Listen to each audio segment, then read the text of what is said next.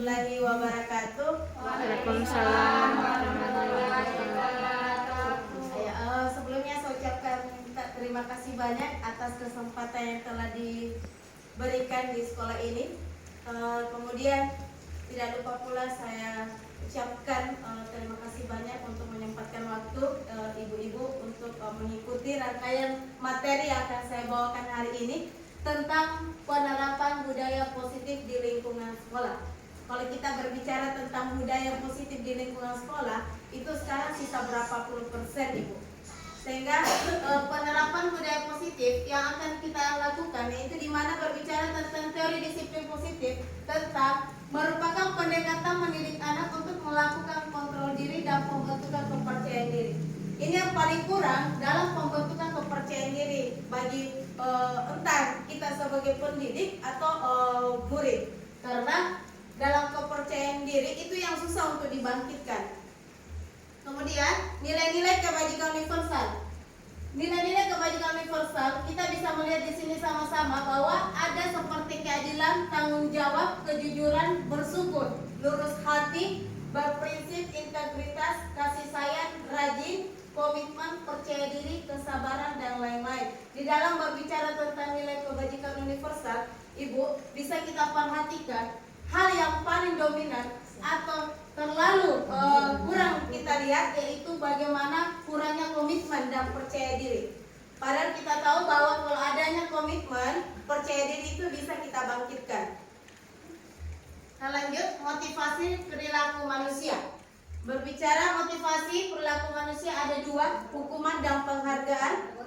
Motivasi merupakan keinginan yang terdapat pada seseorang individu yang merangsangnya untuk melakukan tindakan atau sesuatu yang menjadi dasar atau alasan seseorang perilaku. Sedangkan menurut Diana Boston dalam bukunya Restriction School Discipline menyatakan ada tiga motivasi perilaku manusia. Yang pertama untuk menghindari ketidaknyamanan atau hukuman.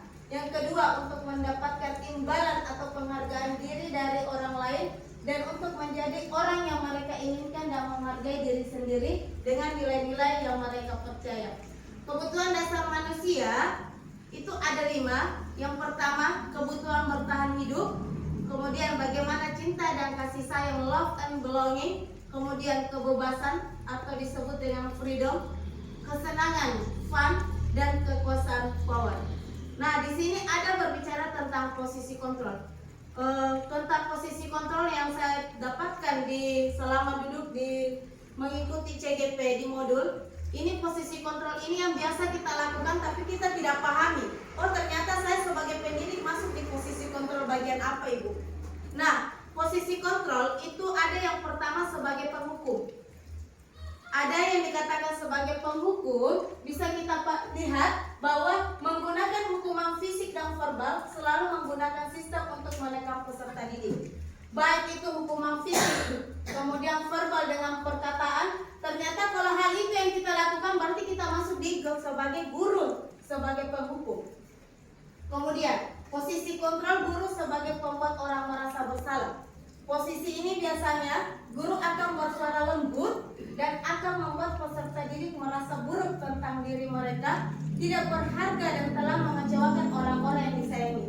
Maksudnya, ketika ada anak yang sudah kita berikan tugas, lantas anak tersebut tidak menyelesaikannya tepat waktu, bagaimana pendekatan yang bisa kita lakukan dengan memberikan mereka merasa bersalah?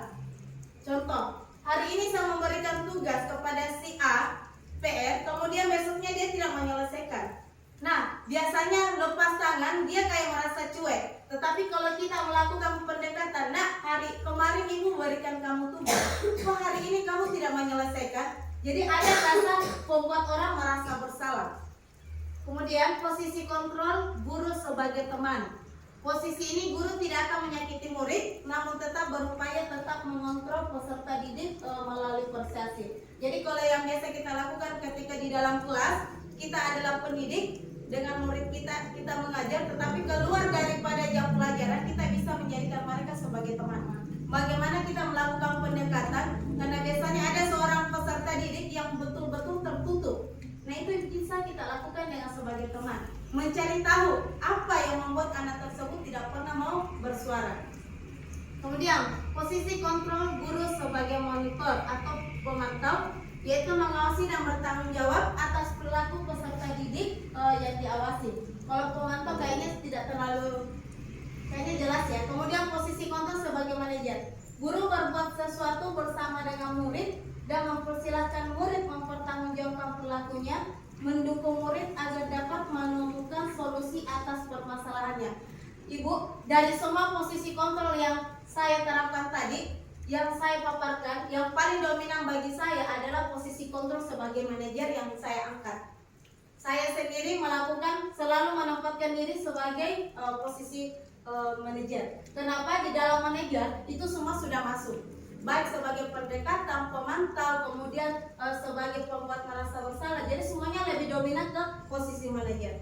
Tetapi kembali lagi dari ibu, jika ibu mengatakan bahwa posisi kontrol yang lebih saya gunakan adalah sebagai pemantau, karena kita tiap-tiap pendidik berbeda-beda. Tetapi kalau saya secara pribadi selama mengikuti kegiatan itu selalu menggunakan posisi kontrol sebagai manajer dalam menanggapi permasalahan.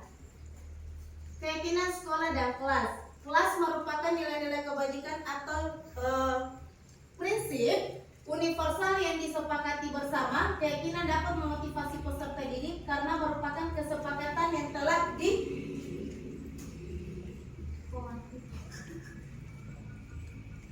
kelas. Kalau saya biasanya pertama kali itu masuk di kelas, kalau dibilang untuk pertemuan sehari, saya membuatkan suatu kesepakatan untuk sehari.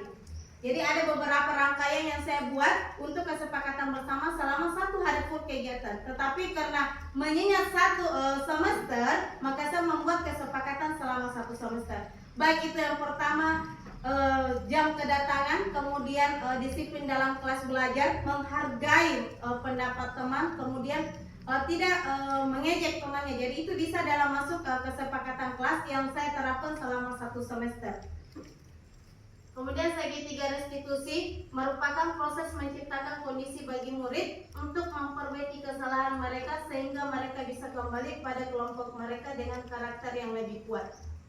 Berbicara tentang segitiga restitusi ibu, itu ada 3: menstabilkan identitas, validasi tindakan yang salah, kemudian menanyakan keyakinan.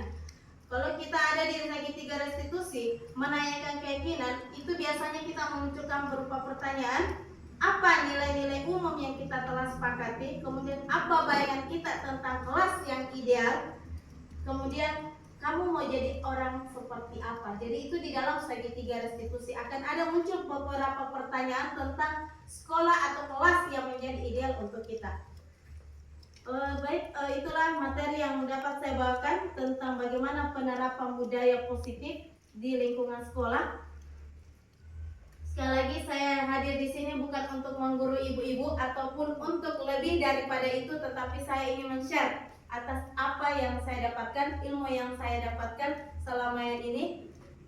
Semoga ada yang ter-save dan bisa menjadikan pribadi kita. Kurang lebihnya mohon dimaafkan. Sekian dan terima kasih banyak. Assalamualaikum warahmatullahi wabarakatuh. Waalaikumsalam warahmatullahi wabarakatuh.